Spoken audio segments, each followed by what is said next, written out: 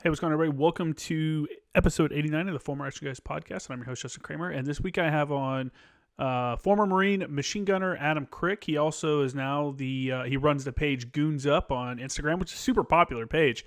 He's getting really close to 100,000 followers. So if you haven't checked him out, check that out on Instagram. It's Goons, like 5 underscores and then up. So ______ up. And check out his page. He's got a lot of really good content, a lot of new content too. I think he gets a lot of follower submissions and stuff like that, sending them photos of the range time and stuff. Downrange. Jesus, man, I can't talk today. So really good stuff there. Make sure to check out his page. Good conversation. We go over his 3 deployments. He was went to Iraq 3 times. One time with all 3 times he was with 1-2 and 1st Battalion, 2nd Marines, for those not familiar with that term, 1-2. He went out on the 24th MU, the Marine Expeditionary Unit, went to Iraq 2004, went again to hit Iraq in 2005, or heat, I don't remember how, different people say it different ways. He was on that one with the 22nd MU, the Marine Expeditionary Unit, so on ship this time, first time he flew over, even though he was part of the MU element, this time he took the ship over, and on his way they found out they were going to Iraq. They didn't even know. So that was an interesting conversation there, talking about some of that, what that's like to be on ship and hear that. And then again, he went to Iraq in 2007. All 3 of those were with 1-2. Did some I&I work. We talk about I&I and stuff like that, kind of, go over what that's like and what the experience is like for him in I&I. And then now he's part of the Pennsylvania National Guard. And so we talk about what he did after he got out. He went into the National Guard 6 years after he got out. So we talk about, kind of working and stuff like that. And then, his Instagram page and how that went. And so really good conversation. I hope everyone enjoys it. As always, make sure to check out my Instagram page at jkramergraphics, at Former Action Guys, both of those. Hit up the website, jkramergraphics.com. And I do want to say thanks to everyone for their patience out there. And there's a lot of people that have been hitting me up about being guests on the shows, stuff like that. And there's a lot of people I need to get back to. I am not blowing you off. This week, I have completed 4 of the final projects I had to complete for this semester of school. I'm taking 6 classes. 4 of them were due this week. So this last 2 weeks has been kind of hectic. And I'm also prepping for 2 more final exams next week. So I have received all that information. I've gotten books and stuff like that from people. And as soon as I get an opportunity, as soon as this semester is completed, then I will sit down and answer every one of those. But I do appreciate everyone that's interested in coming on the podcast. It's been, for me, it's been awesome to see that there's that kind of interest in it, and that the word is getting out that the podcast is a great thing to do, and telling your story is a great thing to do, and getting it recorded is important for, your own family history and stuff like that. So I appreciate all that. I hope everyone enjoys the podcast this week, and I'll check you on the flip side. Without further ado, man, why don't you go ahead and start out by telling us where you're from, why you decided to join the Marine Corps, and when you joined. Okay. Yeah, my name's Adam Krick. I'm from here in Pennsylvania, a little town called Kutztown. This is where I was, pretty much born and raised, right in this area. Reason I joined the Marine Corps. So since I was a little kid, I wanted to join the military. I knew that. I wasn't dead set on the Marine Corps, probably till, I know a deciding factor for me was watching the invasion of Iraq in 2003. And, the Marines, they got a lot of time there on the news and all that. So that's kind of what pushed me to join the Marine Corps. So November of 2003 is when I went to boot camp down in Parris Island. Okay, nice. I also went to Parris Island. I people that listen to the podcast know I was supposed to go to San Diego, and I opted to go to Parris Island because of the history and stuff.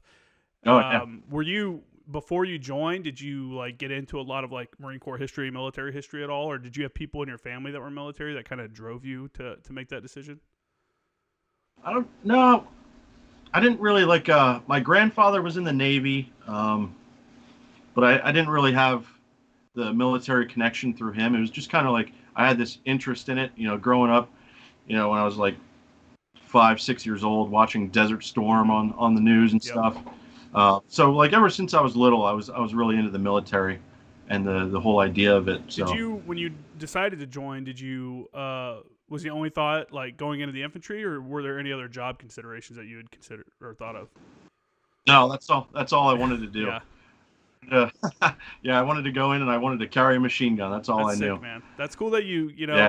I've talked about it before, and I've had a few guests on that talked about it during the time frame. I joined in 2006, and there was like the surge and all that stuff going on. But there was also a lot of people still joining and wanting to get into the war, you know, because it's been going on for a couple of years, and it was hard to get in the infantry for me because the quota system that the recruiters had, they kind of, you know, it was one of those like if you didn't get it when the quotas dropped, then you had to wait like a few months to go and everything like that. Yeah, it was kind of a bitch. Okay. So I ended up becoming an open contract, and super horrible mistake for anybody, you know, out there that might be considering the military. Do not go open contract. Yeah, it will not be cool. So when you were getting ready to go to Paris Island, did you kind of know what to expect at all, or you know, what was your like planning for boot camp? Well, it like consisted of me watching Full Metal Jacket over and over. Right? Yeah. I mean, that was really about it. I was, you know, I depped in April of 2003. You know, after watching the invasion, all that shit. So I depped in, and I had like, you know, that whole, you know, 6 months or whatever it was to get ready. So I kind of, the recruiter was getting me ready and all that shit. So it was kind of, I knew what to expect, I guess, to a point. Yeah, as much as you can. The best you can. Yeah. So when you got done with boot camp, now you're heading to SOI, to the School of Infantry, for those that don't know. And what was that like for you? I've had one other machine gunner on, Matt Ketting. He was a machine gunner turned recon Marine back in the day. Really good episode with him. Since I haven't had anyone else on like that, could you guys kind of talk through what the SOI experience was like for a machine gunner? Yeah. So when you go to SOI, the first half, I want to say you're doing all the basic infantryman shit, and then it comes to the split, they call it, where you have your three choices of what you want to do. You know, you want to stay 0311, or you want to do machine gunner, mortarman, or assaultman. So when you get to that point, you know, you put down your wish list of what you want to do, and it's kind of like you don't know if you're going to get it or not. But I chose machine gunner, so I ended up getting it, and it was just a blast. It really was. Yeah. Then we got into, you know, learning the machine gun stuff, and it was cool. What kind of guns did you guys go over? We went over the 240, the 50 cal, and Mark 19. Okay, so you covered. Okay. Yeah, we covered all three of those. Yeah, I had a badass machine gun instructor. Sergeant Dust was his name, and he was fucking crazy, man. It was a good time. I really did enjoy SOI. Since you went through SOI kind of early on in the global war on terrorism era, were your instructors, had they come from the battlefield? Had they just come from like Iraq and stuff like that, or they all hadn't done it yet? I don't think any of them were there. Not that I know of. I don't think any of them were there. Yeah. Okay. So it was kind of new to them too. Nice. So what was after you finished SOI, or you get to the end of SOI, was there any specific unit that you were like kind of hoping to get, or did you just, you know, hey, wherever? Whatever. I wanted to go fight, so I was like ready to go wherever. And when they broke you guys up and sent you off to your units, did you get linked up with anyone that you knew, like from your class, where you guys grouped together and stuff? Yeah, quite a few of us went to, most of us went to Lejeune. And you know, quite a few of us went to 1-2. That's where I went. I had a couple buddies in the same company as me, so there were probably like 3-4 of us in the same company, and a couple other guys in other companies in the battalion. So there were familiar faces. How was checking into an infantry battalion as a boot, as a brand new guy? For those, because I know there's a lot of people that listen to this that, one, aren't infantry, or two, may be considering joining the Marine Corps. So you want to give us a little insight into that? Yeah. First days in the fleet are definitely interesting. It's kind of like boot camp all over again, sort of. The seniors, they can be tough. Yeah, it was interesting. That's all I got to say about that. That's all I got to say about it, really. All right. But no, I mean, if you're there and you're a boot, just know your shit, and the seniors they'll recognize that, and they'll after you do your first deployment, and then you'll be cool with them. Yeah, that's normally what it takes is like a deployment or like a major field exercise where you go out and kind of show you're not you're capable of doing your Total job. idiot. Yeah, exactly. Yeah. So Yeah. how were you like? Kind of explain to us how it works for machine gunners and infantry battalion because, well, first off, actually, before I get into that, I would like to touch on the fact that the commandant just came out and they're saying that they might extend the infantry training so that you learn basically every job in the infantry world, kind of like the Army does. What are your thoughts on that? Yeah. I mean, I really don't agree with it, but like I tell other people, it's not. I don't really have a dog in the fight anymore. I'm not in the Marine Corps, but from my point of view, and not to rag on the Army or anything, but the proficiency isn't there when it comes to machine gunnery. It's just not there. So I kind of worry about losing that. But like I said, we'll see how it works. I hope it works out. In what ways do you think that proficiency is not there? Like, because a lot of people, there's people outside of the military or maybe outside of your MOS are going to look at it like, what, you get behind the gun and you shoot. Like, what else is there to know? It's that every Marine's a rifleman, right? Everyone can do it. Right. But right. There's really a lot that goes into being a proficient machine gunner. You have to learn, overhead fire, all the stuff that goes into it. It's a lot more than just getting behind the gun and pulling the trigger. Yeah, for sure. Yeah.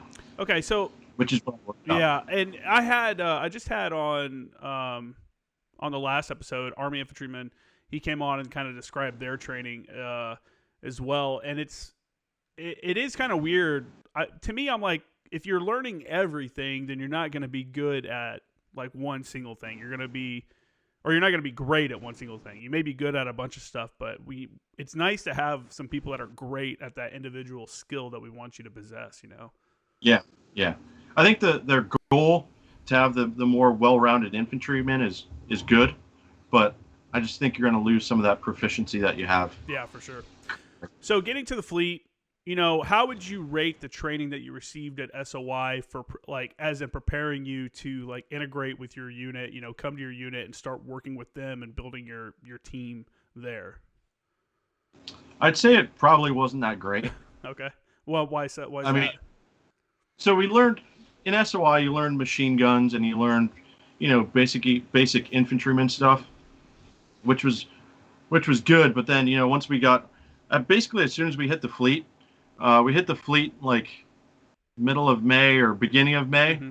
and in June we were deploying. Oh, okay. So wow. Yeah. So we got to Iraq, till we got to Iraq, it was the end of July, I think. Mm. And we weren't doing. Go ahead. We were doing all mounted Humvee stuff, and we did some, foot patrolling with the guns. But really, SOI, they taught you a lot of the conventional stuff that you'd expect to learn, which is normal. It's good stuff to know, but it didn't prepare you as well as it should have, I guess. But that was, like I said, that was early in the Iraq War, so they really hadn't figured out how it was going to be. Yeah, TTPs and stuff and doctrine, how we applied doctrine shifted over time as kind of the threat change and stuff like that. So since you got there a month before your unit deployed, you didn't really get to do any kind of follow-on training, right? Because that's in the period where they're doing post or pre-deployment leave and legal and all that stuff, right? Yeah. After we did pre-deployment leave, and then we went to California, March Air Reserve Base. You probably know where it is. We went there, and the old base housing that was there, they actually turned that into a giant mountain town. Yep. Yeah, I remember when they did that. So we did training there for 2 weeks or so before we went to Kuwait and then to Iraq. So that's the only real training we got with our unit before we went into country. It's the thought for people that may not have remembered that or been around during that time frame, but it's such a crazy thought to think that, less than a year prior to that, you were a civilian, right? Yeah. Oh, yeah. This is maybe less than 6 or 7 months. This is 6 or 7 months after, you decided to join or, you actually went to boot camp. Now it's hey man, we're going to Iraq. Holy shit. Yeah. So what was going through your mind? Oh man, I didn't think it was going to come at me this quick or Were you just kind of like, here, this is how it always is supposed to be? Yeah, I think that's what I thought. Like, man, this is great. This is awesome. We're going to Iraq. This is badass. It's what I wanted to do. Yeah. You know. But yeah, I remember getting there and like I was scared as shit when we got there because this was something totally different. Like my seniors were in the invasion, and even our deployment in 2004 was like totally different from what they did in the invasion. They were like, they were doing conventional shit, pushing up through Iraq, and then when we got there, we were doing, like SASO and dealing with IEDs and all that crazy shit. Yeah.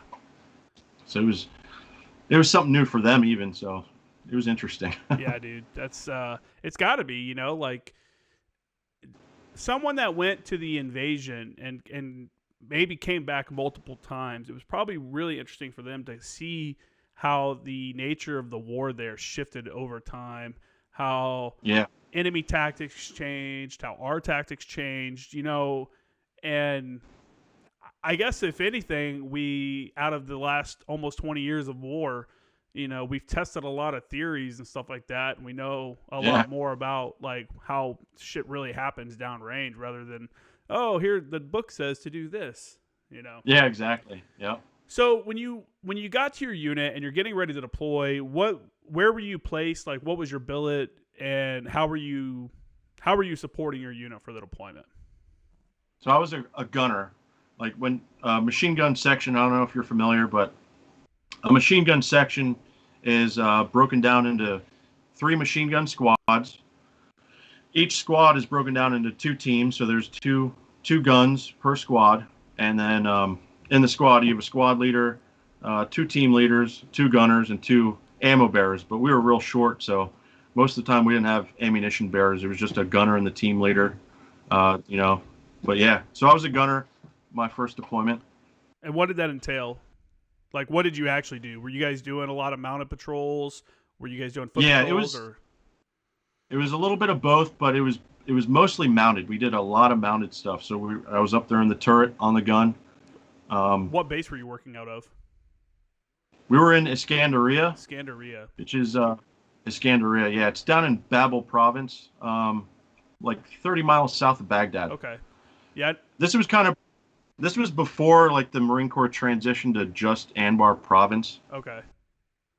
Yeah, so we were down there. So what year? Can you kind of, what year was this? And I guess we'll start with that. Yeah, this was 2004. We got into Iraq in like end of July of 2004. So you were still on one of the early rotations there. Then this was like pretty early. The war, the Baghdad has been taken, and now all the bureaucrats are trying to figure out what the hell to do next. That's what's kind of going on at this point. Did you guys see that your mission flexed a lot, or did you have like a solid mission? Honestly, like when I back then in those days, I didn't really know. We were just doing the same shit, We were patrolling and doing base security, and it was just a constant cycle. Me as a PFC, I didn't see like the upper workings of what was going on. Yeah, but it didn't seem to change too much. What were your how was the reality based or versus your expectations of what going to Iraq was going to be like? I thought it was kind of going to be like the invasion, like I saw on TV. We'd be running and gunning constantly, which we definitely had some of that, but it wasn't like that all the time. You were interacting with civilians. You were, doing all this other stuff. We were, mounted in Humvees for a lot of the time, which I wasn't really expecting. I thought we'd be out there with machine guns on tripods and stuff, but yeah. Let's be honest though. Like if you're going to be mounted, that's probably a little bit more favorable than walking around carrying a machine gun around, Oh yeah, definitely. At least in some moments, for sure. Yeah. What was your interactions with the locals like then? Because again, this is like within a year of the invasion, so it's all kind of really fresh. Yeah, it was down in it was called the Triangle of Death where we were, just because all the IEDs, the civilians they weren't very friendly like what I'd seen in other places later on, in other deployments. It seemed like they didn't like us there at all. Oh, really? That's just how I saw it. Yeah. That's crazy, man. It That's tough. Yeah, it was Did crazy. you ever have, in Afghanistan, I would see the weirdest thing that would happen is like if we'd be out on a mission or be out with our Afghans or something like that, and you would just see all the locals leave, like all the women and children Oh, leaving an area. You're like, oh shit. Like, and it's, you knew someone was going to go. yeah, and Yeah. it sounds like something that would happen on a movie, but it's literally like a crowd of people, of like women, kids, and like goats and shit that would leave the Yeah. area, and you're like, okay, something's about to happen. And I Yeah, I used exactly. to see like that portrayal on like a movie, and like, okay, it's probably not like that, and it really is just like, hey, It really is like that. did you guys see Yeah. that kind of stuff happening? And We saw that a lot. Yeah. Like in a busy area, like a marketplace, normally it's busy any other time you're through there.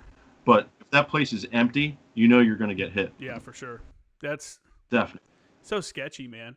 What were you guys being engaged with? Like, what was like the main weapon systems the enemy was using? IEDs. Yeah, Yeah. yeah, it was. Oh, it was. I think that's kind of when the switch flipped, and they were like, wait, this works. Let's start doing that. Yeah. Yeah. And this was back before we really had good up armor. Like we went there with these, like, they were half armored doors, like I don't know if you ever saw them, but like the Yeah, cutouts, little L-shaped or whatever kind of deals. Yeah, and we didn't have we didn't have turret armor or anything like that. Like we just had the shield up front on the gun. We didn't have the armor that went around the turret. It was we had a lot to learn, I guess you could say back I then. bet, man. My buddy Hanthorn, who's been on a couple times, talked about being over there in 2004 and stuff like that, and Yeah. using like sandbags, like putting sandbags down in the back of the truck and stuff like that to use as Oh, like, yeah. protection. Yep. And that's just like to think like that nowadays. I mean, I don't know what's. I guess I say nowadays like we're still doing stuff. I guess Afghanistan's winding down, but thinking about going to Afghanistan with anything outside of a MRAP or a MAT-V, it was just that just would never happen. And you guys were cruising around with like basically soft-shelled Humvees with sandbags and like very minimal armor, if you want to call it that. Yeah, It was just about. zero blast protection. Yeah.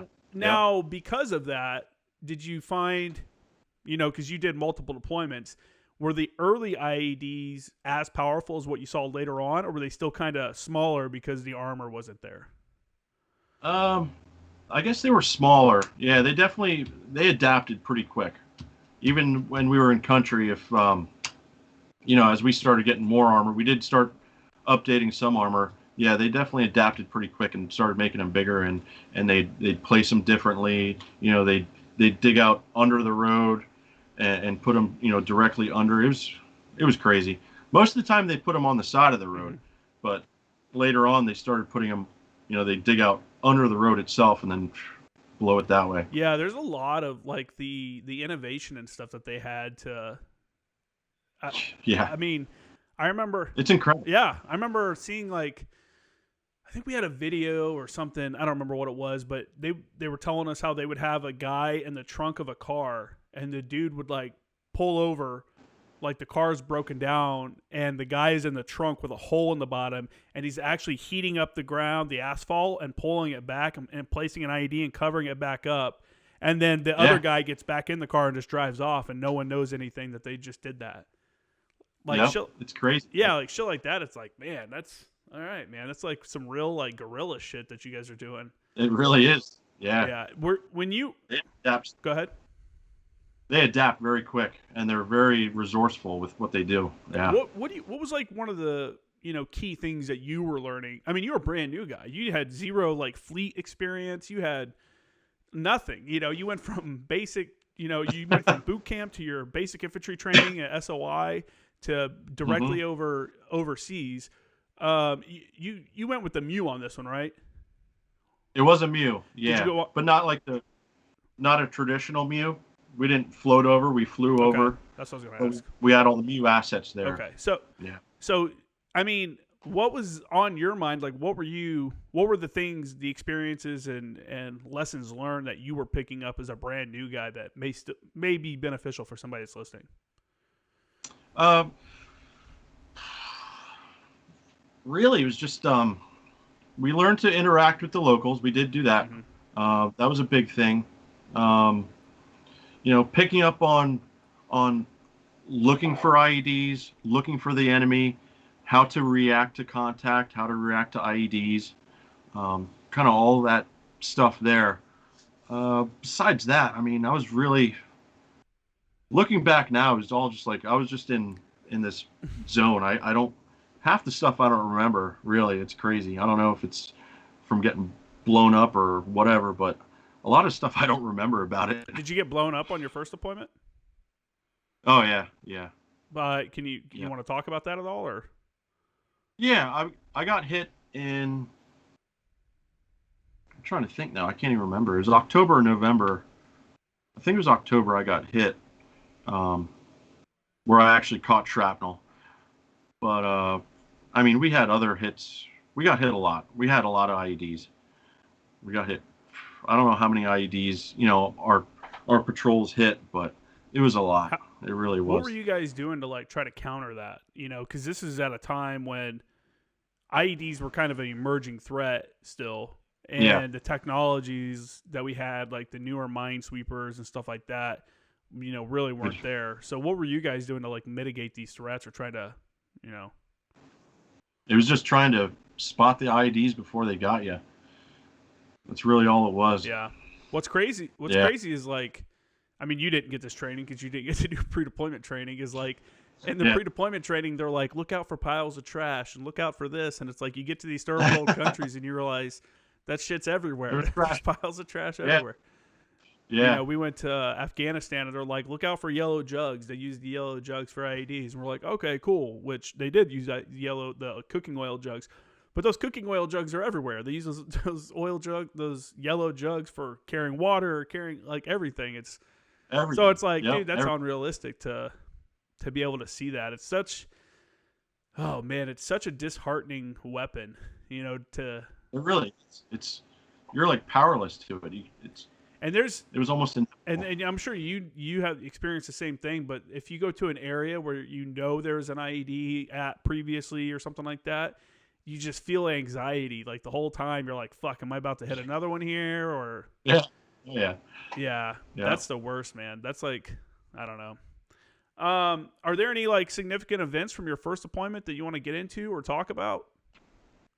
I mean, were you guys involved in any kind of major operations at that time? Again, this is like earlier on in the war, so they were kind of figuring shit out. Yeah. We didn't really do.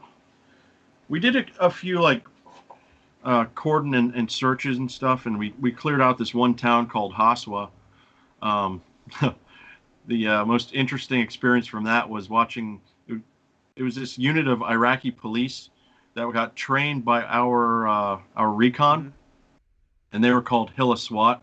Some guys listening will probably remember them or know who they are, but they were legit. Like they'd go around. This one dude, I remember him. He was going around with this fucking Iraqi sword. He was carrying this sword, and I think he had a PKM or something like that. But these dudes were nuts, and they were just, and the civilians were scared to death of them. Those dudes were pretty badass. Why were the civilians scared of them? Were they attacking the civilians? Oh, and they stuff? did. Oh yeah, they just didn't give a fuck about anything. Yeah. Yeah. I was trying to think what else there was. No other big operations. Like when we were there, Fallujah was going on, Okay. and we weren't in the vicinity of Fallujah, but I think it might have got quieter where we were when Fallujah was happening, if I remember right. Okay. But I think back home, people were watching the news and they saw all the stuff that was going on with Fallujah. We didn't really know what was going on. Oh, really? Yeah, we didn't really see much of it. I don't remember hearing anything crazy about it. Like we knew it was happening, but we didn't know to what extent it was. Yeah, that was going to become like what it became. Yeah, we didn't know. We had no idea. That's pretty wild. I had a buddy who was I can't remember, I think he was with 8th Marines, and he was in Ramadi at the time that Fallujah was going down. And he was talking about how when they did the whole like prep for Fallujah, where they kind of dropped leaflets and stuff and were like, hey, if you have to leave the city. If you don't leave the city, you're going to be declared hostile. That's what happened. Yeah. And he was saying that a lot of fighters chose to leave at that time because they didn't want to put all their eggs in one basket. And a lot of them pushed to Ramadi, and that got like heated up as well. I guess it makes sense that you guys probably didn't receive as much of that since you were pretty far south. If you were 30 miles south of Baghdad, you weren't really that close to Fallujah like Ramadi would have been. Not that close, no. Yeah, man. So after the deployment, did you get promoted during this deployment? I picked up Lance Corporal, the hand me rank, Yeah, I it mean, was nothing. yeah, but that's cool. You got it in Afghanistan, or excuse me, in Iraq though on deployment. Yeah, yeah. Every rank I picked up from I picked up Lance in Iraq, my first deployment, Corporal, my second deployment, and then Sergeant, my third. It was every time it was in Iraq. In That's Iraq. crazy. That's like your promotion Yeah, zone area. It's like where you have to. yeah, yeah, That's funny. yeah. So when you come back from Iraq, in the terms of time of service, you're still kind of a pretty junior guy. But now you've Yeah. had a legitimate, like, deployment under your belt and you've learned a little bit. Were you given any kind of responsibilities, like added responsibilities or something like that when you got back to your unit? Or how did that kind of work out after the deployment? Yeah, most of us when we got back, a lot of our seniors got out, Mhm. so we were bumped up to team leaders and squad leaders.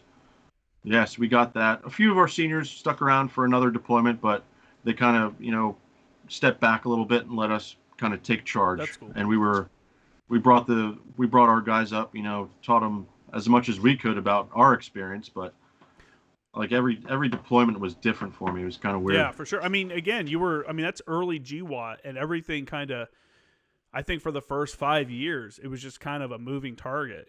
Everything Yeah. was shifting and changing and stuff like that. And this is just, I wasn't in at the time, but this is me watching it even from, being a civilian that's watching the news. You can kind of see, watching whatever the bureaucrats, I can't remember the name of the organization, it was something authority, or like the Mhm. Reconstruction Authority or some shit like that, trying to figure out how to make everything work there and get these like tribal mentalities to kind of work together.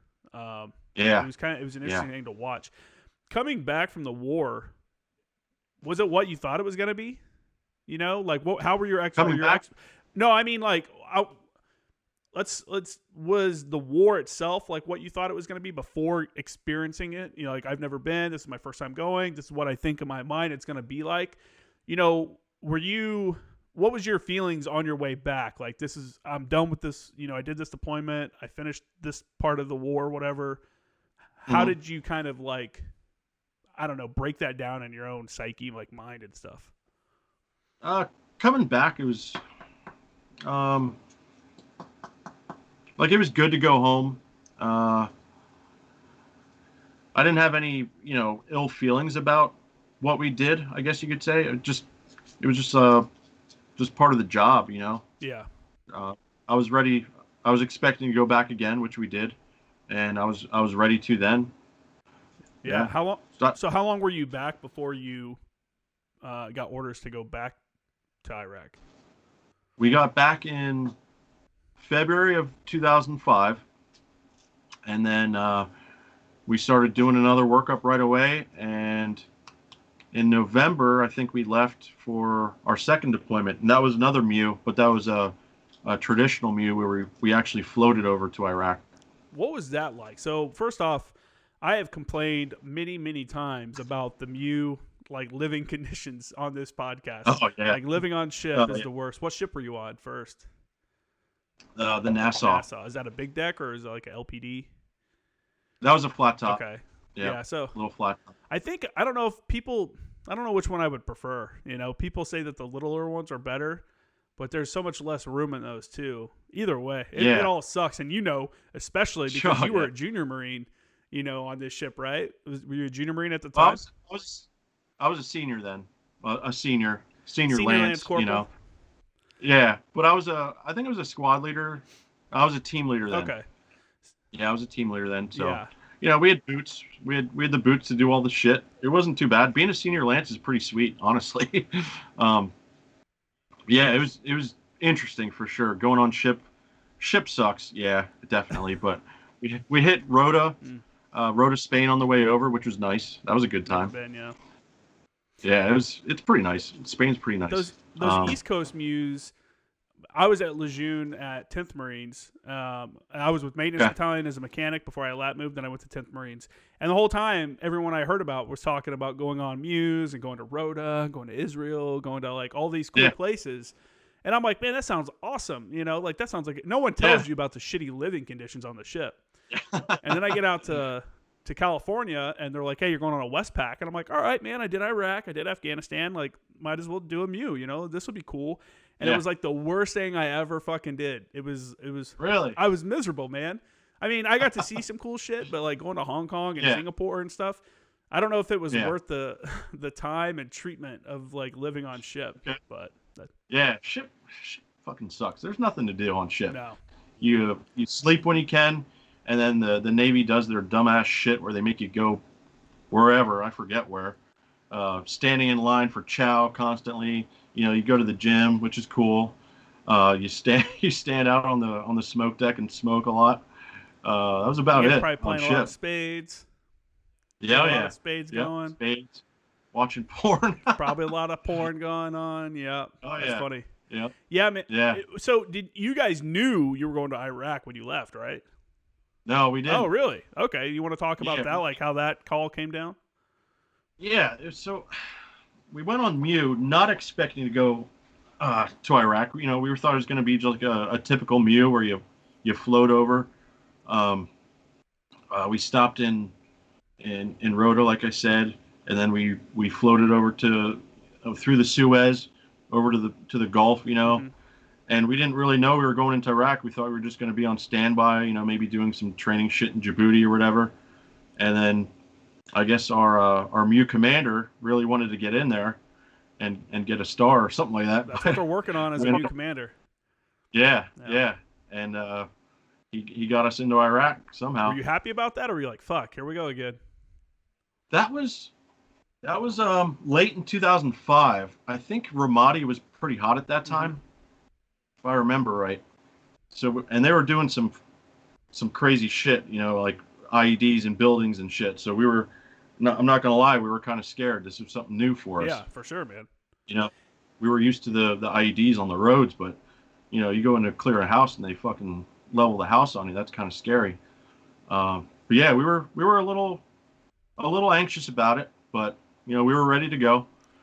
And then we went in.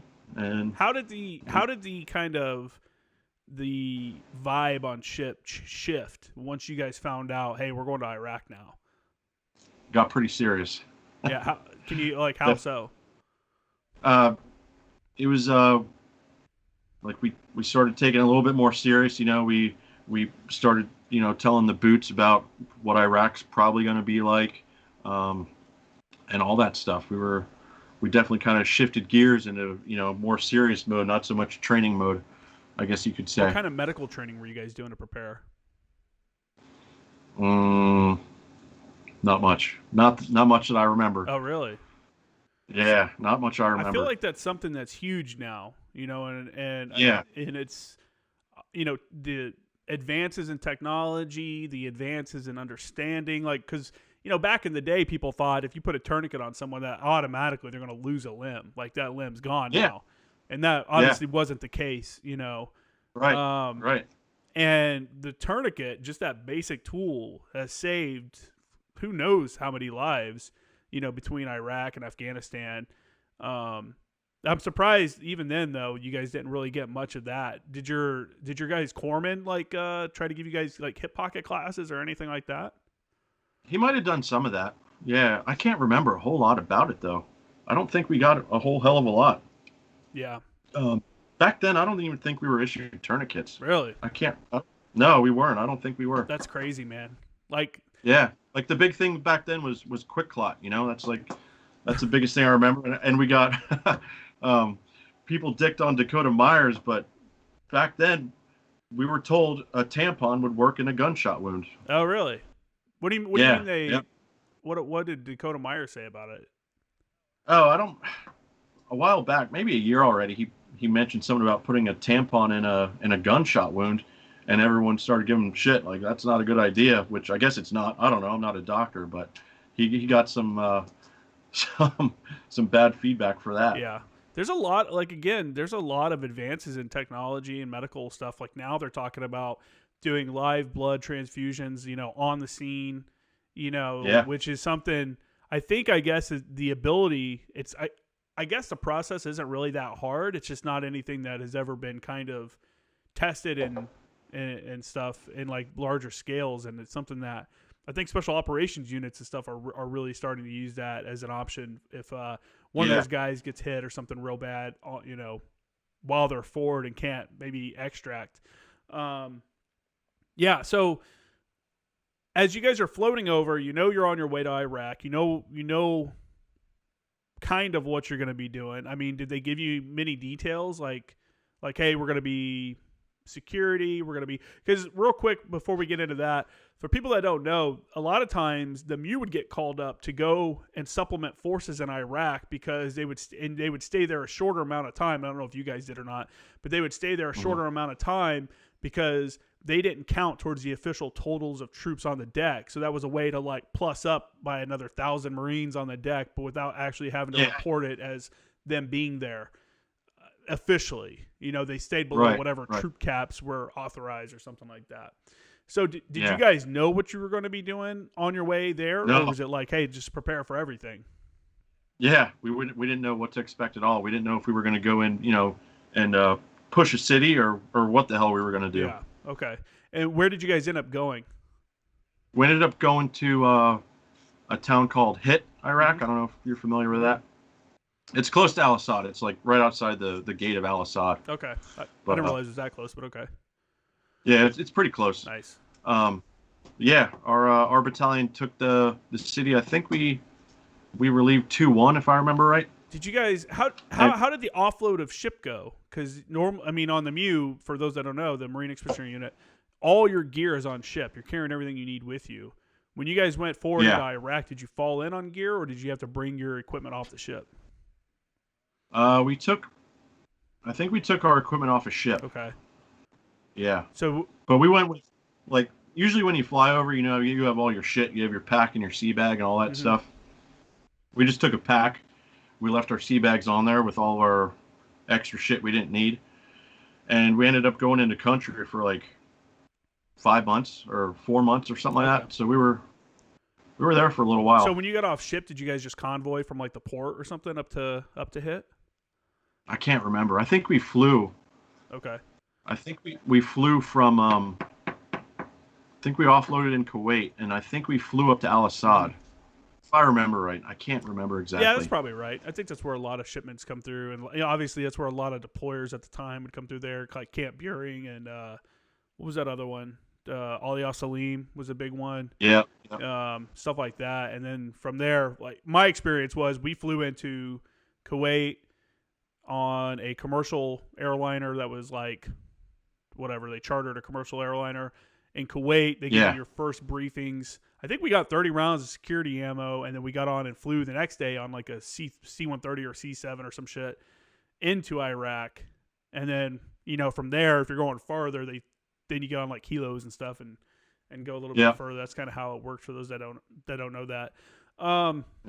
Yeah, man, like here you are back in Iraq, second go around. What was it like going through your head when you got off the ship and we're like, fuck, here we go, Yeah, I mean, at that point we still didn't know what was going on. Yeah. So we were ready for anything. We thought we were gonna go get into some shit. But yeah, it ended up being a fairly quiet. It wasn't like our first deployment. It was a lot quieter than our first. Really? How? In what ways? Like less IED strikes, less attacks in general? Less IEDs. Yeah, less IEDs and less shit in general. When you guys would run into an IED or something like that, did you find that it was a lot of like single IEDs, or were they like double, triple stacking, or like daisy chaining IEDs a lot? Lots of daisy chains. Yeah. Yeah. Oh yeah. Were you guys ever affected by a daisy chain IED? Yeah. Can you kind of explain when I got? Go ahead. When I got hit by the one that got me, that was it was 3 daisy chained 130s. Okay. Yeah, they did a lot of daisy chains. You want to explain kind of how that concept, like what a daisy chained IED is, and then kind of explain how they might have employed it, like where they would have placed those IEDs? Yeah, so the daisy chains they'd employ along the side of the road, and it would be 3 rounds, kind of, I want to say basically wired in series. So when they initiate that IED, they're trying to get more than one vehicle at a time. So maybe they'll hit, if you're not spaced out enough, if you don't have enough dispersion between vehicles, they'll hit, one or two vehicles at a time. That's what they were trying to do. Take out as many trucks as possible. So, some of the daisy chains, they do like up to seven, Man. Yeah, the shit they did was really incredible. Yeah, I think it was different in Afghanistan because of Iraq had like stores and stores of military grade weapons that kind of got put everywhere after the invasion. Yeah. Whereas in Afghanistan, it was all like HME stuff, it was all homemade explosives and stuff like that. So I've been told, because I was a mechanic in Iraq, I didn't really do anything while I was there. I've been told by people that did more stuff like what you did that the IEDs in Afghanistan, there were more, but they were in general less powerful. In Iraq, you got military grade weapons. They got canisters, like these rounds like you're talking about, and then shoving C4 in them to like oomph it up. And then towards the end of the war, they started like attaching chlorine like tanks and shit to them to try to do that kind of crazy shit. Did you guys see anything like that? We did see that on our second deployment. I think two of my buddies got hit by that. I think the chlorine. Really? If I remember right. How did that affect them? They got burns. I think they got burns on their faces, if I remember right. Were you guys carrying any kind of CBRN equipment at that time? No. Yeah, I didn't think so. I mean, I think we had like gas mask Thursdays or some shit where you'd carry your gas mask around on if you were on the fob. Yeah, that stupid fob stuff, man. Yeah, the dumb shit back on the fob. Yeah, that's just I was at TQ most of the time, and they were like, you have to have a magazine with you at all times. And a lot of guys would keep it, which is, fine, whatever. That makes sense, right? I'm carrying my rifle. I might not carry ammo. But guys are like strapping them to their butt stock or like just doing stupid, doing stupid pogue shit that we do. You're like, if you ever actually had to employ that, like that's just completely ineffective now, Yep. It's some of that stuff's just ridiculous. But I only brought up the CBRN stuff because in 2009, because of the amount of chlorine attacks, I think they started telling dudes that they had to have their gas mask with them anytime they were outside the wire. Even though I don't think the filters that we had are going to really do anything for chlorine. Good for chlorine. And by the time you get hit, I mean, what are you going to do? Once you're hit by it, it's like, I don't know. Like if it's a chlorine bomb initiated by an IED, you're not going to like, oh, well, let me stop here and put my gas mask on real quick. Like it's already happened. You're already in it. Yeah. Yeah. What a crazy thing. So compared to your first deployment, you want to kind of talk about how you guys were employed and what you end up doing within HIT and stuff like that? Yeah. So our second deployment, my platoon was actually, we kind of got whored out quite a bit to do other shit. My platoon that I was attached to, we ended up doing like convoy security for these third country national convoys. So our platoon actually got to do some pretty cool shit where we'd go from Al Assad to we went to TQ, we'd go to Ramadi, and we'd go all the way out to Korean Village, all the way out by Syria and Jordan out there. So it was a lot of the same stuff we did on the first deployment. The mounted stuff. It was basically the majority of the time that's what we were doing. So it wasn't that much different as far as like tactics or the shit we did. It's interesting that you get to like travel around the country and kind of see different parts of it and stuff like that. Yeah, it was a cool experience. What was like your favorite area to go to? Right around around HIT, it's right on the Euphrates. So anywhere around the Euphrates is kind of cool because you got like the it's the green, the green area there. So it's not like the desert where you see everywhere else in Iraq. Yeah. So that was kind of the cool thing for me is seeing that. You almost got like Vietnam vibes in some of those places with the palm trees and tall grass and shit. Yeah, I think it's hard for some people to imagine that have never been there. That like there's these very lush like palm groves and stuff like that. Like, and the fighters used that. They were smart to use that as fighting positions and use that cover and concealment that you can get in those kind of areas, which alters how you're gonna fight. Since you're kind of playing defense, running around in a vehicle, like you're ready for an IED, and then you get ambushed from like something like that. I don't know. Can you kind of talk through that kind of how that was?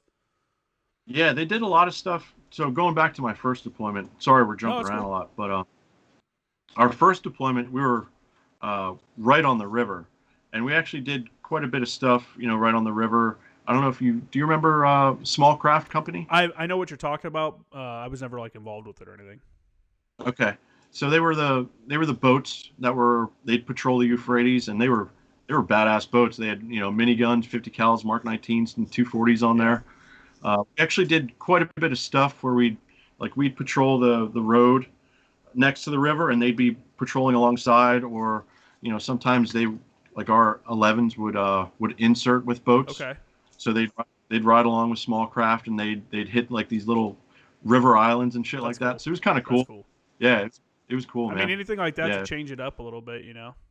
yeah, So, yeah. I never got to do that stuff, but just being around it was so neat. were you guys kind of working like pushing down? They were running parallel to you down the river as you guys were working down the road. Were you trying to just kind of see if you could flush any enemy positions out like along the way?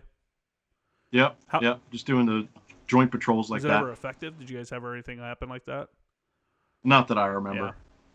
Not that I Yeah. remember. I could be wrong, but maybe other platoons it worked for them. I'm not sure, but I don't remember anything happening from that. What was your favorite weapon system to be on while you were in country?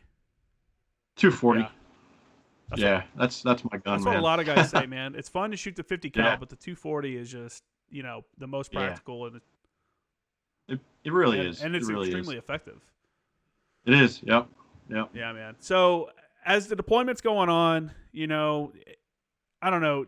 Did you again? Was it what you thought it'd be? This is round number 2. You had expectations already from the No. first one. So Yeah. It was completely different. From the first one. Yeah, we were doing the same shit on trucks, but the mission was different. Um, we didn't see a whole lot of crazy shit going on.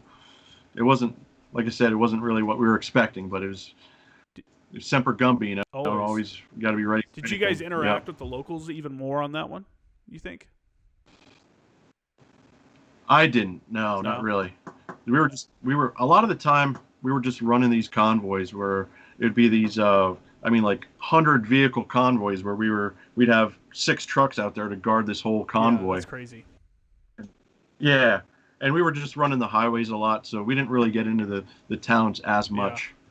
Man, that's so So crazy thinking about a convoy that size. And that was actually not yeah, uncommon in Iraq too. That's like, yeah, man. I a know a lot of lot of it. the Yeah. MP companies would go out and do that convoy security and stuff like that. And then we Yeah. had guys when I went as a mechanic, half of our group that got sent for the deployment because I was with maintenance battalion and we're not like an infantry battalion where the whole unit deploys. They just go, hey, we need 30 guys, and they pull 30 guys from the unit.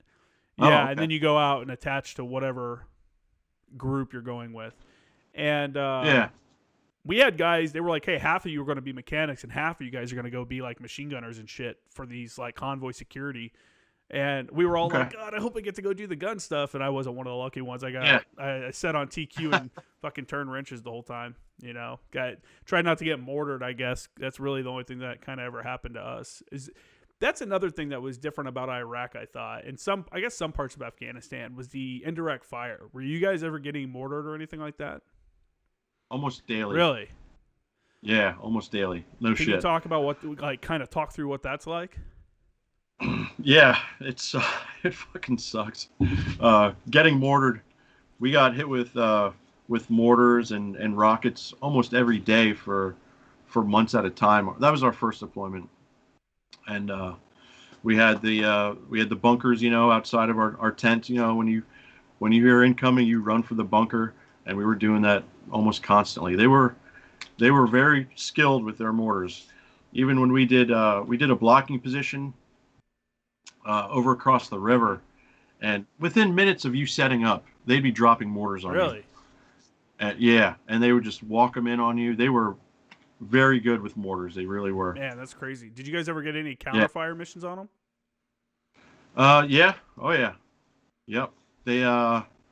It's kind of weird once you're around for a little while. You know the difference between incoming and outgoing, Yeah. where you could even sleep through the outgoing, but the incoming would wake you up. It was kind of weird how your body adapts to that I was stuff. gonna ask how your like thoughts on being mortared changed, over months, because you get kind of like complacent with it, like, that one doesn't sound like it's very close, or like whatever. Yeah. Oh yeah. Yeah. That definitely happens. Isn't Yeah. that a You got isn't that a weird like at the time you're like, oh, you see other people jump, it's like, oh, you fucking pussies, but then like Yeah. afterwards you're kind of like, man, that's probably something I shouldn't get used to. Like the fact that I'm kind of used to this is probably not a good thing. Yeah. I guess we never really got used to it because I remember going to the chow hall and if the door would slam, everyone would freaking jump up, Oh, really? ready to run out. Yeah. How Yeah. did something like that affect you when you come back? A little bit. Yeah. Yeah. For a little bit. Yeah. Like you'd hear the artillery on Lejeune and you'd startle a little bit, but it doesn't really, like, I don't have lasting effects from it, I guess you could say. Yeah. I was kind of the same. I got back from my 2013 deployment in Afghanistan, and I was real jumpy for like a few months, probably a year, Yeah. honestly. I was pretty fucking jumpy. And Yeah. I remember I came back, I was at Lejeune, and I got orders to 1st Anglico, which is when I went to Camp Pendleton. And I remember coming out and taking my guy. We were going to go do PT one day. It was like a light day, so I think we were going to go play softball or something stupid, And Mhm. the field we were going to use is like right next to, I think it's Edson Range. I can't remember. It's the boot camp range, though. And it was next to that. And someone was over there shooting something that was not just an M16. They were shooting like, Yeah. I don't know if there's a sniper range over there or something like that, but it sounded like a fucking sniper rifle. And I remember getting out of my car and talking to Damaro, which is one of my guys, and just boom, and I'm like, like I'm just sitting here, like every time it go off, I'm like jumping, like, oh shit, he's just, I'm still kind of new to these guys. I just showed up as their team chief, and they're just kind of like, all right, man, how was Afghanistan? Like. Oh, but you shit. kind of, it's weird. You kind of grow out of that stuff, or a lot of people do. Some people don't. It's unfortunate. Yeah. Yeah. So now you're coming back from your second deployment. At any time did you get orders at all after your second deployment, or did you stay with the same unit? Stayed with the same unit. That's crazy. I think we were coming. I think a lot of us extended because I think we knew we were going on another one. Yeah.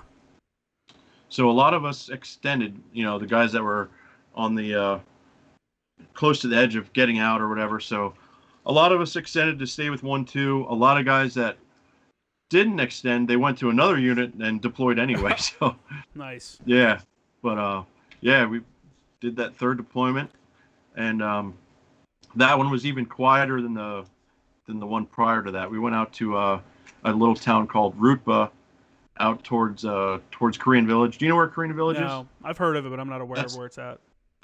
It's way out west. If you take Michigan all the way west, almost all the way to the Syrian border.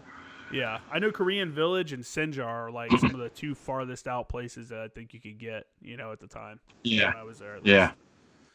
Yeah. So, you've done 3 deployments as a machine gunner, and I don't know. Did you feel like you got to do your job? I mean, were you engaging at all, like, or very much during those 3 deployments? Probably. You make it sound like the first deployment was your most active. Yeah, it was definitely the most active. I felt like we definitely got to do our job. Yeah, I think so.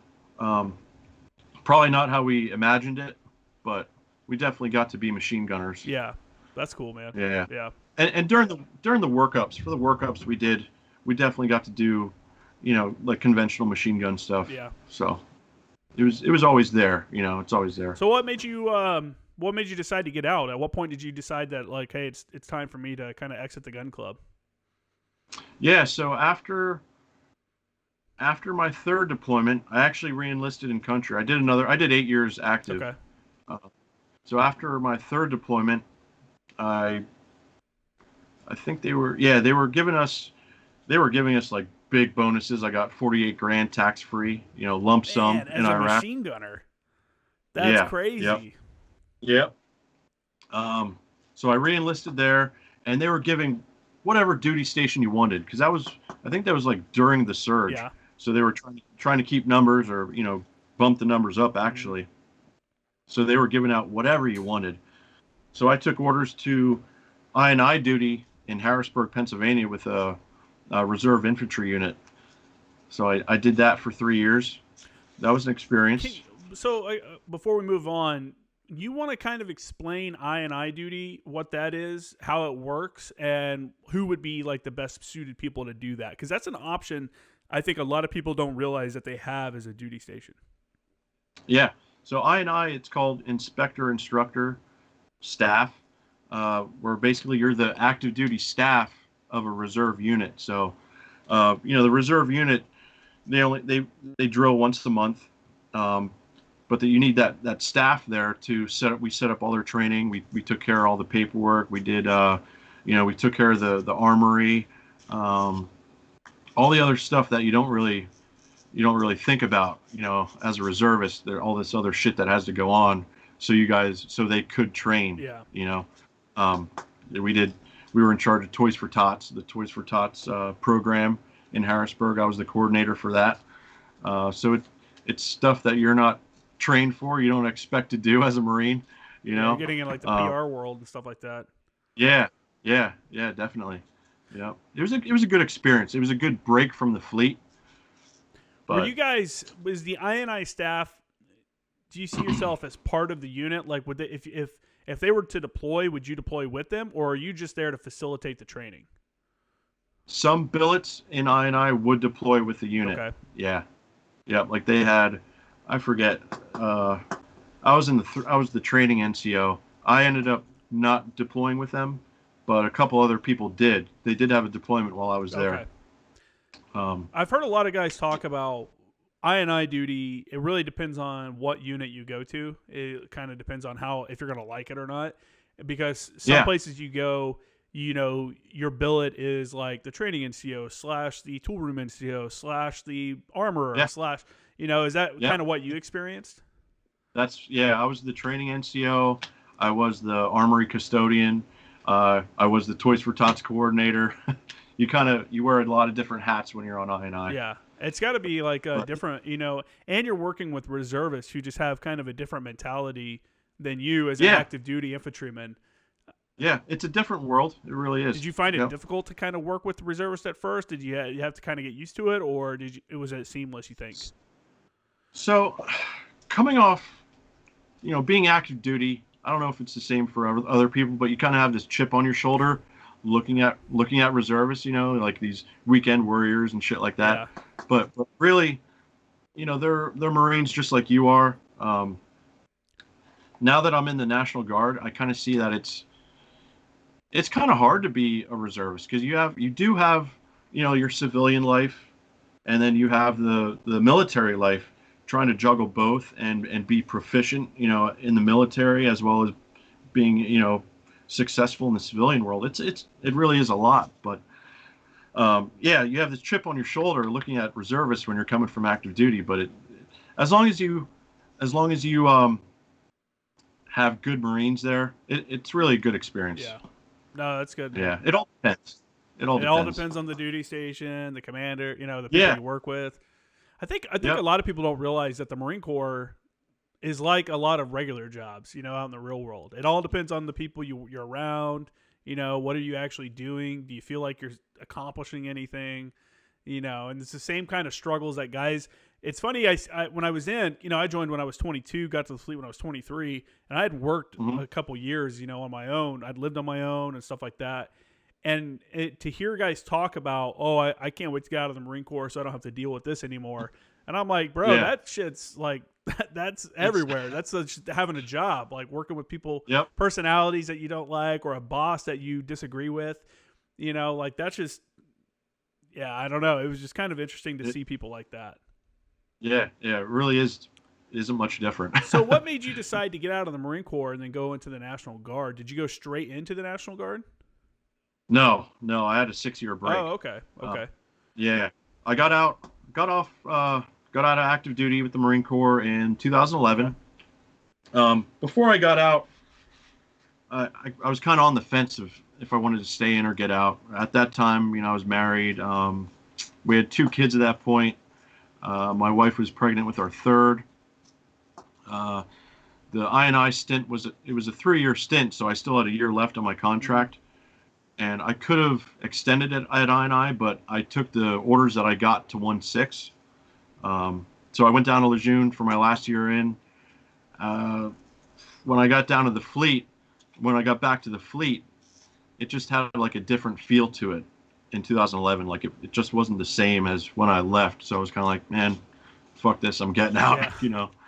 So I got out in November of 2011, and then I started working right away. I worked for a battery manufacturer as a mechanic, which I really had no experience in. They trained me. They did all that stuff. And about 6 years later, I still kind of had this desire to serve, I guess. And that's why I joined the National Guard in 2017. Nice, man. When you Yeah. when you got out, you know, what was it like as an infantryman getting out and now looking for a job that, you know, there's no other job in the real world that's going to compare to what you were doing in the Marine Corps. It's just not like a practical, like, you know, the skills aren't transferable. You weren't a data guy running computers and stuff like that. So what kind of issues did you run into, and what kind of advice would you give to other infantrymen that are, you know, thinking about exiting the service? Yeah. So the transition for me wasn't very hard. Okay. I think as even just as a Marine or being in the military or whatever, you really can do anything you want to do when you get out. Like that's how I feel. Like you really can. Don't let, you know, your what you did in the service define you for the rest of your life. You know, if you put your mind to anything, you can do it. Like there's, you know, CEOs of billion-dollar companies out there that were infantrymen, and don't let that, you know, hold you back from pursuing what you want to do, I guess you could say. Yeah, for sure, man. That's a good piece of advice. I was on the Armbar podcast recently, and which is a Marine, an Anglo Marine guy. He got out, and now he runs that podcast. And we talked about it on there. I said the same thing. I was like, what really kind of bothers me is so many people doubt themselves. You know, there's so many great things that people could do and are capable of doing, but they talk themselves out of it because they don't think they can do it, or they think it's beyond their means or something like that.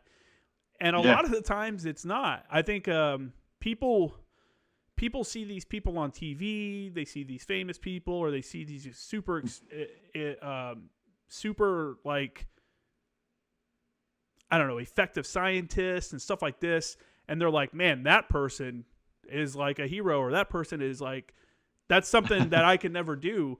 And then you realize that all these people are just regular people, you know, and they just kind of found something that they enjoyed doing or they love doing, and they sought out the information to become better at it. And, you know, and I like to, you know, I heard it, I can't remember where I heard it, but I heard it somewhere where somebody was talking about, like, you know, these jobs are filled by regular people. There's no reason why one of us can't be that celebrity walking down the red carpet, or that, you know, commander of an airplane, if you want to be a 747 pilot or whatever it is, you know.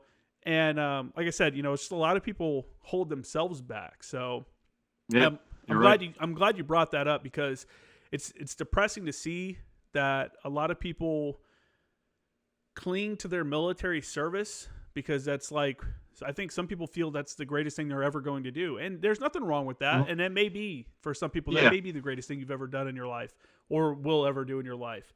But it doesn't have to be, you know? Yeah.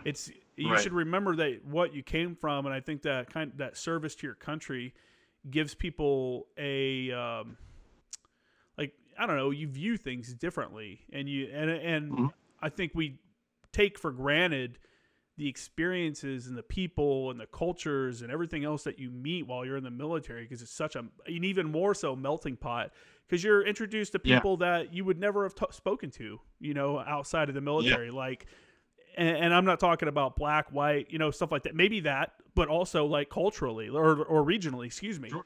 Like, you know, you're in a platoon with a guy from Southern California, or an asshole from Boston, or a dude from maybe a foreign guy. I had a Jamaican guy in my first unit, you know, and this dude was like, I was like, what part of Jamaica you from, man? He's like, right by the beach. And I'm like, all right, cool, bro. But I think people take that kind of those experiences and they don't realize like how capable or how much better they can make a company if they want to work for a company or start a company, kind of like you've done. So let's get to that, man. Well, you or go ahead. Yeah. So I just want to say one thing. The military, it does set you up for success if you take advantage of it, I guess. Like you learn a lot of stuff, just whether you know it or not. You're a natural leader when you get out in the civilian world. You can be this, like a natural leader. It really does set you up for success. For sure. Like when I got to my civilian job, within a year, I was, made a leader. So I was, in charge of a whole shop of guys. So yeah, and the leadership training that we would get at my civilian job, it was like all stuff that I was already set up for. You know what I mean? Like it was just part of the military, it's good. It really does set you up for success when you get out there in the civilian world. Yeah. It's for me, one of the things that's weird is not being around just like good, like, I don't know, solid personalities, I guess, like you are in the military. Yeah. People are healthy, people are outgoing, people are trying to get stuff done or working towards a singular mission, which sounds all corny and stuff, but it's like, hey man, that's like what we were doing. And then you get out in the real world and you deal with a lot of like fucking lazy ass people that don't care. They're going to do the bare minimum, They just show up for a paycheck. Just show up for a paycheck. Yeah. My buddy, I think it was Damaro actually, was telling me his girlfriend just hired someone, and the day after their first day of work, they texted and was like, I don't feel mentally ready to come in for work, so I'm not going to be able to make it in today. Like on day one. And that's the kind of like weird culture that we're building right now, is this like, everyone is a victim of something and can't do whatever. I don't know. It's very frustrating for me, but anyways, let's talk about Goons Up, man. Like, what a great page. Yeah. What made you decide, like, when did you start the page, and what was the driving factor around starting that page? So I started the page back in 2017, and I guess the driving factor was, part of it was definitely like missing the military. I still, cling to it, obviously. But yeah, I missed the military, missed something about the military. And there wasn't really any good pages out there for machine gunners, you know what I mean? In social media, a lot of people, they'll put like special operations up on a pedestal, which is fine, those dudes are cool as shit. But there isn't really like this appreciation for the regular dudes. Yeah, for sure. You know what I mean? 100%. Yeah. So that's how that's kind of how I started it. It's like, man, there's no pages out there for machine gunners anymore. So that's where I went with it. It's were you like me when I first started my Instagram at GKrimmer Graphics? It was like I started the page and then I'm like, man, my friends are gonna think I'm an idiot. Like I'm sitting here posting. I'm one of these like stupid military pages, Yeah, a little bit. Yeah, but all my buddies are following now, so it's pretty cool. Yeah. It's a weird at first. You're like, what am I doing? But I'm sure you can, you could probably expand on this. But for me, I think success on having a solid Instagram page like that comes from being consistent and trying to provide quality stuff and building that like community, because that's what it kind of should be. Because our pages are nothing without the community of people that support us and like comment and buy stuff from the websites and stuff like that. Yeah. It's great to it started from nothing, and I would just I'd ask machine gunners, hey, can I share your video? Can you send me a video? Send me pictures, and it just went from there. So it really wouldn't be where it is without the community, like you said. And it really has grown into this community. Dudes from different battalions will know each other just from being on Goons Up. Really? That's cool. It's pretty cool. Yeah. It's really special, and like it's kind of like I was searching for a purpose. You know what I mean? Like this mission. I say it a lot, but when you're in the military, you have a purpose. You have a mission in life, I guess you could say. So a lot of people when they get out, they don't have that sense of purpose anymore. So this was kind of that for me, and trying to get other people on board with Does it. it feel weird to be the face of like the machine gun world on social media? It feels weird, yeah. It's I don't really want it to be about me, I like sharing my experience, but it's really not about me. It's about the machine gun world and infantry in general. Yeah, for sure. You know? The page is expanded to all these other ones. Are you guys all like networked? Are these all your friends, or do you run all the other page like Tubes Up and stuff like that? I have guys that run them for Okay. me. Yeah, because I'd look like an idiot trying to post mortar shit because I don't know shit about mortars. No, that's cool. Right. Yeah, but I got these guys to run the pages for me. What do you So see as the like the future of your page or of your business? just keep growing. I want to help more people. I want to help veterans, transition. I want to help current military. I want to get them the gear that they need. Like that's the biggest thing for me. Like when you're on active duty, the gear we get is like it's not great. You know what I mean? We get good gear, but it's not really specialized to what we do. Like when we wouldn't get, I don't remember ever getting issued like a pouch for 100-round belt of ammo or something like that. I don't remember ever getting issued shit like that. So I want to try to innovate new gear that'll make our jobs easier, make our lives For easier. sure. And the battle with the sergeant major or the first sergeant of like, are you allowed to wear said pouch? Are you allowed like the sergeant didn't come from SIF, you're not allowed to have it. And some units are worse about that than others. What kind of gear are you guys are you putting out gear right now? Yeah, so we're working on I don't know if you saw the are you familiar with the Machine Gun Bible? I am. Okay, so you have the Machine Gun Bible. It's like this big, right? This big ass paper book that you carry around. So we developed these small The Tools manuals? modules. They're a Thul's manual. You probably heard of them, but they're completely waterproof. They're small.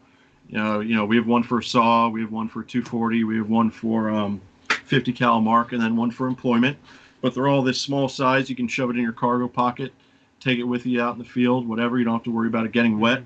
So we came up with that. We're developing a sling right now for a machine gun that we're working on. Cool. Yeah, and some other shit we want to get out there. Are you working at all with the services themselves, or is it something that's like a guerrilla effort? Maybe one day the service will buy like a whole set of your stuff. Yeah, it's kind of like a guerrilla effort to get it out there. That's awesome, man. Any advice you'd give someone that plans on getting out and trying to start a social media, because social media marketing, man, is a huge thing right now, and a lot of companies are looking for people that can run pages and do stuff like what you're doing with your page. Any kind of advice for someone that may be interested in something like that? Yeah, just start it. Be a good person. Don't be an asshole, basically. Yeah. Stay true to why you started.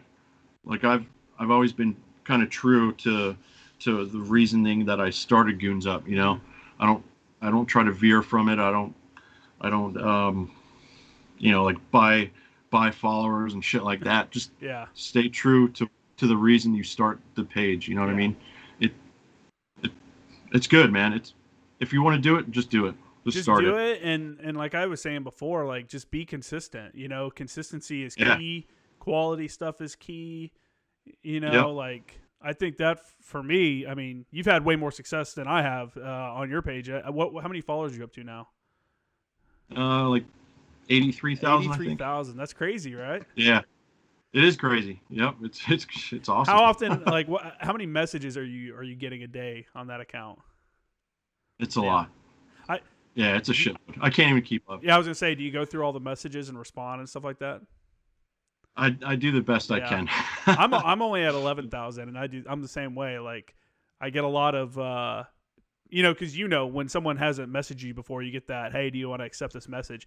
You gotta get a ton of those, and like I feel bad if I don't go through and at least like the message or send a response, because you're Yeah. like, Yeah. you want people to know that you're there and that you're not blowing them off. Like I appreciate, the message and stuff like that, but yeah, you get overwhelmed. Are you, Yeah. so what's your like ecosystem of Goons Up? Like what all do you have going on? Do you have a website? You have your Instagram page, anything else or anything in the works? The Facebook page. Facebook page? Okay. Yeah. That's really about it right Yeah, now. man. That's cool, dude. Well, I appreciate you coming on. You want to is your website goonsup.com? Yep, goonsup.com. All right, so people can visit you that. It looks like a 3-year-old designed it. Hey, man, you got to start somewhere. Because right? I did. Hey, that's right. Yeah. hey, it But works. it works. Keep it simple, stupid, right? Just keep it Yep, simple and, yep. and give the people what they want. So, Yeah. Yeah. I guess anything. Do you have any kind of closing remarks or anything you want to make before we sign off here? No, I think I really touched on the biggest thing I try to put out there is for guys that transition. You really can do just about anything you want to do, but at the same time, don't expect to get out and just get handed like some 6-figure job. You're gonna have to work for it when you get out there, and don't have the chip on your shoulder because you were in the military and stuff like that. But if you're looking for a purpose, if you find a job, make that your purpose. If it's your family, don't neglect your family. But yeah, just get out there and do something. Don't be stagnant. If guys that are in the military, there's all this, all kinds of negativity around, I don't know if you see it or not, but there's definitely some negativity around the Marine Corps, which is pretty normal, but, I don't think social media helps the issue. No, it blows shit up. But, this whole thing with like 2-7 right now, getting their Christmas leave, having NCOs stand extra duties and stuff to kind of fuck them over for some whatever happened. That's a great example of social media, Yeah. Yeah. Like, I'm not saying that's right, but that shit's been going on for forever, probably in the Marine Corps. But yeah, it's not that much better in the civilian world. You know what I mean? If you can stick it out in the military. If you want to, get out, then get out and just be successful. Yeah. Just be ready to get out and don't hang on to your military days because nobody fucking cares. Nobody cares. Yeah, nobody cares if you have a combat action ribbon in the real world. Right. That's right. Like, yeah, a lot of people can't let that go. Yeah, a lot of the bro vets out there. Yeah, for sure, man. Let it go. No, it doesn't matter. Like, that's another thing too we could talk about.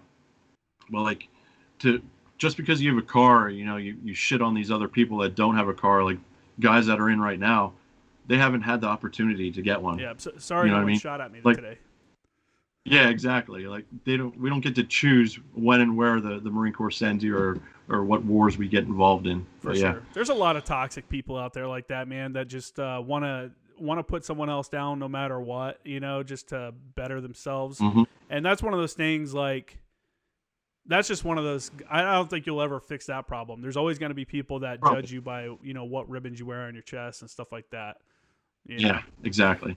All right, man. Well, I won't keep you any longer. I appreciate you coming on. Again, this is Adam Krick. He's the owner, runs the page Goons Up on Instagram. Make sure to check that out. Hit his website up, goonsup.com.